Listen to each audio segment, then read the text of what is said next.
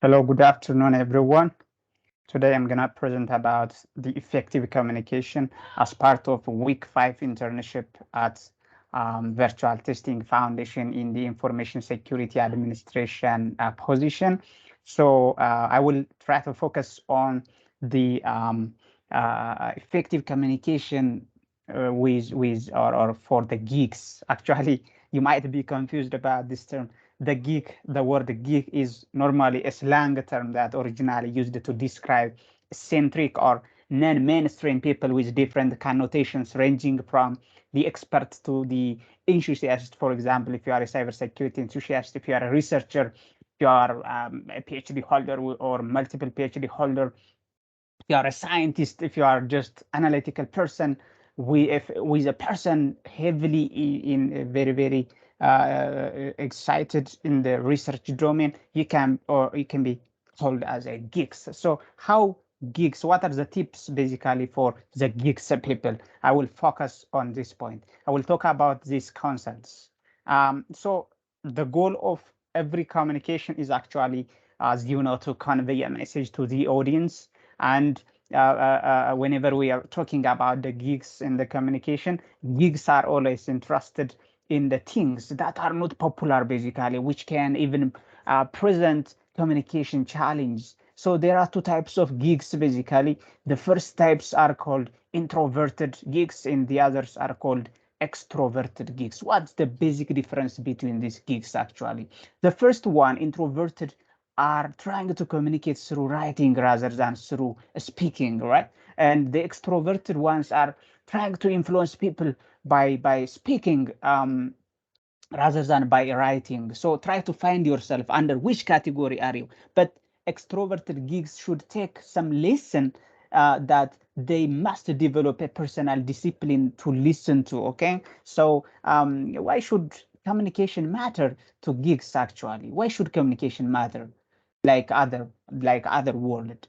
Basically, science and engineering are both highly social activities, as you know, and both scientific and engineering advancements rely on communication and social interaction. Therefore, like other social activities, example like sailing, example like some business people, the neglecting this social aspect can lead to a failure. Okay, so to help them flourish, companies and organizations should have to create an environment that encourages communication. And it's critical to recognize that the difference between high quality communication and high quality communication is very interesting. So how rational is your thinking? You should have to take care of this.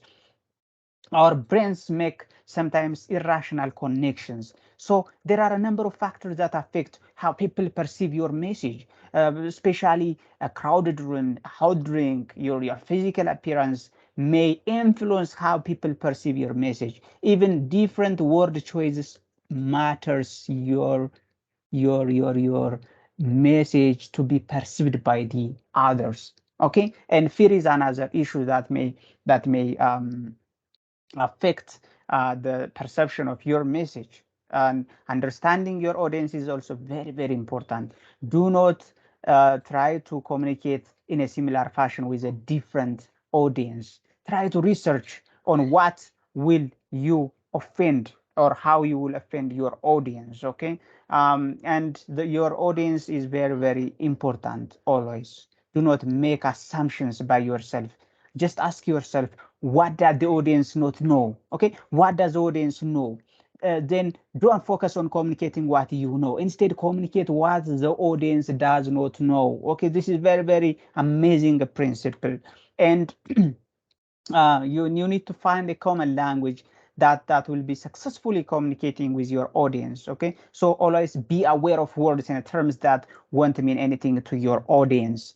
The channel capacity is another interesting stuff here. The channel capacity is not similar like a bandwidth of a network. It may be different from audience to audience. So try to limit your channel capacity for for the audience, okay? Because audience can only understand a fixed amount of information in a period of time unless they will lose their concentration, okay?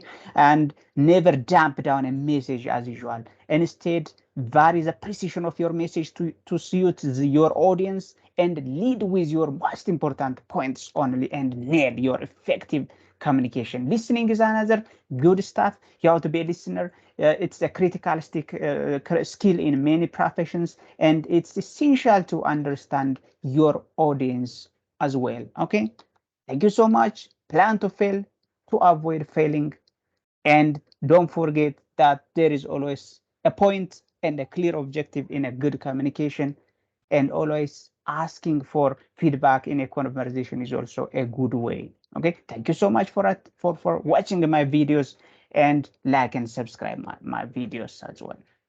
Thank you.